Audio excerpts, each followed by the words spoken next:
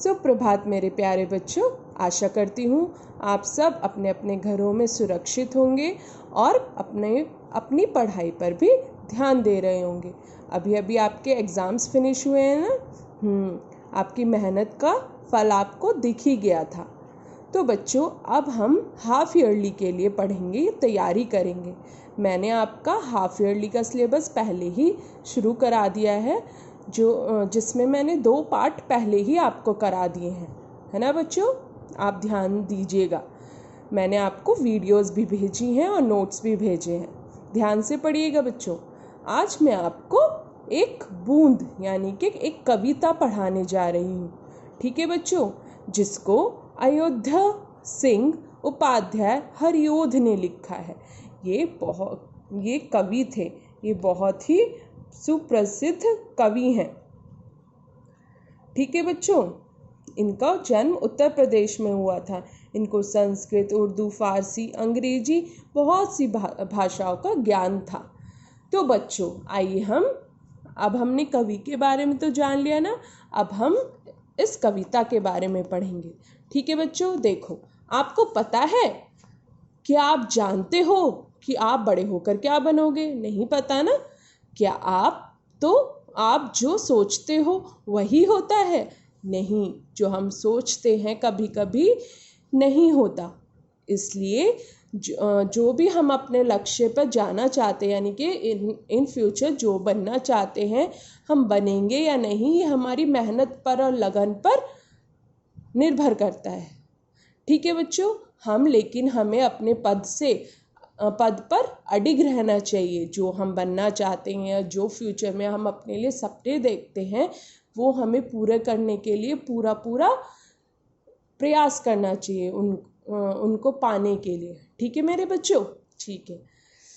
इस कविता में कवि ने एक बूंद के माध्यम से मनुष्य को जीवन में उपलब्धियां हासिल करने के लिए कर्म करने की प्रेरणा दी है। जैसे बूंद बादल से अलग होकर एक सीप में गिरी और मूल्यवान मोती बन गई, इसी तरह मनुष्य को भी अपने पथ का पता नहीं होता, वो अंत में कहाँ तक पहुँचेगा। लेकिन वो मनुष्य जो हमेशा लगन और मेहनत के पथ पर चलता है, वो हमेशा ही कामयाब होता है, ठीक है बच्चों। इसलिए आपको जो भी अपने भविष्य में बनना है, उसके लिए आपको अभी से ही प्रयास करना पड़ेगा, ठीक है बच्चों।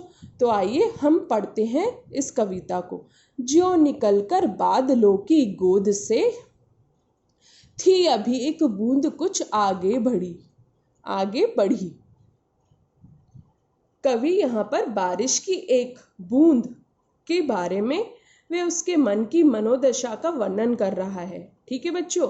कहता है कि बादलों की गोद में से निकलकर पानी की एक बूंद आगे बढ़ी और बार बार यह सोचने लगी, यहाँ पे है ना, सोचने फिर यही जो जी में लगी, यानी कि बार बार सोचने लगी कि वह क्यों घर से बाहर निकली। फिर आगे, देव मेरे भाग्य में है क्या बदा, मैं बचूंगी या मिलूंगी धूल में। उसके मन में बहुत सारी दुविधाएं चल रही हैं, यानी कि मन में बहुत सारी बेचैनी है। वो ईश्वर से पूछती है कि वह बच जाएगी या धूल बनकर मिट्टी में समा जाएगी। वह पूछती है ईश्वर से कि फिर आगे पढ़ते हैं, या जलूंगी गिर अंगारे पर किसी चू पड़ूंगी या कमल के फूल में। यानी कि वो कहती है कि ईश्वर से वह पूछती है कि अंगारे में पड़कर जल जाएगी या किसी कमल के फूल पर जा पड़ेगी, यानी कि ओस की बूंद बन जाएगी, ठीक है बच्चों। यानी कि वो अपनी मनोदशा के बारे में ईश्वर से पूछ रही है, जो उसको बेचैनी हो रही है। कमल का फूल कहाँ उगता है बच्चों? दलदल में। हाँ, तो कमल के फूल के दलदल में गिरकर वो अपना स्थान ग्रहण करेगी, वो कहना चाहती है यहाँ पर, ठीक है बच्चों। फिर है, बह गई उस काल एक ऐसी हवा, वह समुद्र और आई अनमनी। यानी कि वो क्या अनमनी मतलब बेमन से, उसका कोई मन नहीं था, लेकिन क्या एकदम क्या उसके मन में जो दुविधाएं चल रही थी, ठीक है, एकदम से क्या हुई, तेज हवा का झोंका आया, उसका जो पथ था वो किस तरफ मुड़ गया, समुद्र की तरफ, ठीक है। और अनमनी बेमन से वो जाकर कहाँ गिर पड़ी, एक सुंदर से सीप के मुंह में, जिसका मुंह खुला हुआ था, ठीक है, वह उसी में जा पड़ी। और सीप में कोई भी बूंद अचानक गिरती है, अचानक क्या, सीप में अगर कोई भी बूंद गिरती है तो वो क्या बन जाती है, मोती, ठीक है बच्चों। यानी कि उसने अपने भविष्य के बारे में कुछ नहीं सोचा था, वो अपने पथ पर चले जा रही थी, तो अंत में क्या बनी वो, मोती। इसलिए देखो आगे कवि क्या कहता है, लोग यूं ही है झिझकते सोचते, जबकि उनको छोड़ना पड़ता है घर। यानी कि लोग छोड़, जैसे आप बड़े हो जाएंगे, आप हॉस्टल में जाके रहेंगे या अपने किसी भी लक्ष्य को पाने के लिए घर से दूर जाएंगे, तो आपके मन में भी कुछ दुविधा होगी ना कि आगे जाके हम क्या कर पाएंगे, मैं ऐसे संभाल पाऊंगा घर से अलग होकर अपने आप को, या पढ़ पाऊंगा। तो आप क्या करते हैं, उस पथ पर चल पड़ते हैं, क्योंकि आपको अपना लक्ष्य पाना होता है ना बच्चों। तो यानी कि घर से अलग होना भी, अगर आपको अपने सही पथ पर चलना है तो घर से अलग होना भी सही है। किंतु घर को छोड़ना अक्सर उन्हें बूंद लो कुछ और ही देता है।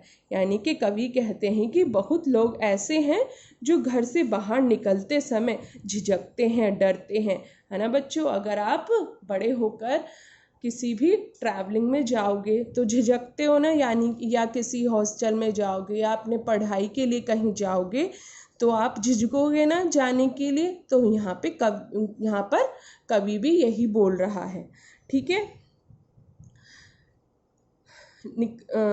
दुनिया को जानना चाहिए, बाहर निकलकर दुनिया को जानना चाहिए, वो कैसी है।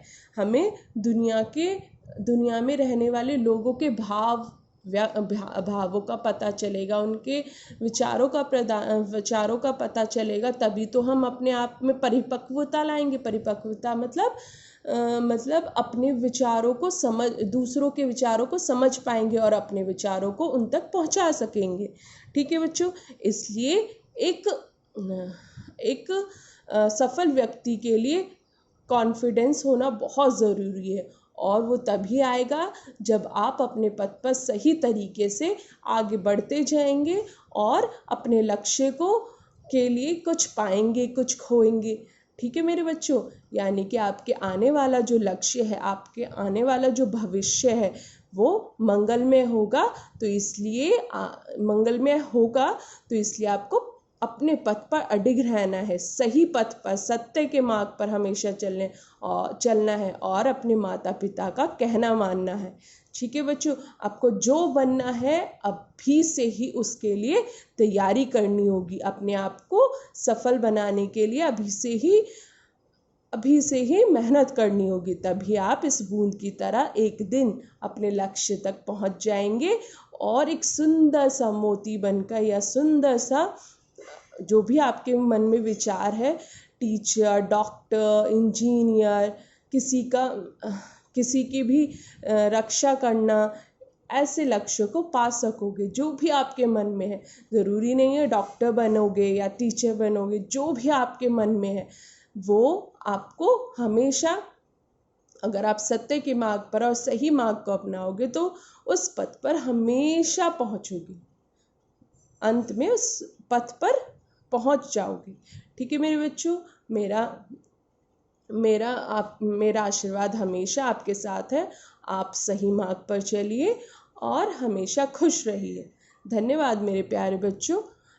आपको ये कविता समझ आ गई होगी और इस बारे में आपको पूरी जानकारी मिल गई होगी, ठीक है बच्चों। एक बार फिर, इसको किसने लिखा है इस कविता को? अयोध्या सिंह उपाध्याय अरियोध ने, ठीक है मेरे बच्चों। आप अच्छे से इसको पढ़िएगा, मैंने इसका आशय भी आपको PDF में भेजा है, ठीक है बच्चों। इसके शब्द अर्थ, श्रुत लेख, लिखित प्रश्न उत्तर और देखिए ये वाला है ना, ये वाला घ और ड, इसका मैंने उत्तर आपको नहीं दिया है, तो ये आप खुद कीजिएगा। ठीक है बच्चों? ओके बच्चों, गुड लक, बाय। मैं अगले पार्ट के लिए आपके लिए नोट्स रेडी कर दूंगी। ठीक है मेरे बच्चों? और लास्ट मतलब अब्राहम लिंकन मैंने एक चैप्टर कराया है आपको। ठीक है मेरे बच्चों? यानी कि पार्ट 5 पार्ट 6 मैंने आपको करा दिया है, तो वो आप अच्छे से पढ़ लीजिएगा। बाय मेरे प्यारे बच्चों।